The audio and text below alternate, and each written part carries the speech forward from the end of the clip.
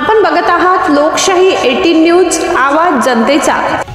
पावसामुळे शेतकऱ्यांचे अतोनात नुकसान झाले, त्यांना नुकसान भरपाई मिळावी या मागणीसाठी शेतकऱ्यांनी वणी येथे देवीला साकडे घातले। वणी येथील जगदंबा मातेच्या मंदिरात शेतकऱ्यांनी जगदंबा मातेला साकडे घातले की जोरदार सुरू असलेल्या पावसाने शेतीपिकाचे नुकसान झाले। शासनाला देवी मातेने बुद्धी देऊन शेतकऱ्यानुसार भरपाई द्यावी या मागणीची देवीकडे आराधना केली। उपसंपादक शामराव सोनावणे।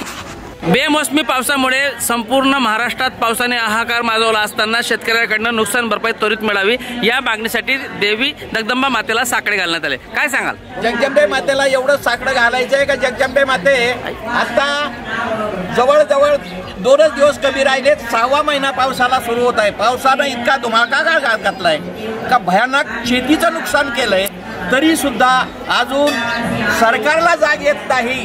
कुठल्याही शेतकऱ्याच्या या नुकसान भरपाईचा पंचनामाही होत नाही, काहीच होत नाही।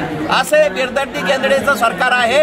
या जगदंबे मातेनं त्या सरकारला चांगली बुद्धी द्यावी आणि त्वरित या शेतकऱ्यांच्या झालेल्या नुकसानीचा पंचनामा करण्यात यावा, एवढंच या सरकारला चांगल्या पंचनामा करण्यात यावा।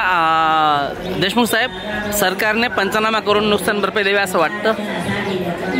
नुसती भरपाई देऊन भागणार नाही ना, नुकसान तर खूप झाले। तर आता जी काही मदत मिळेल ती पण ती त्वरित करावी, एवढंच।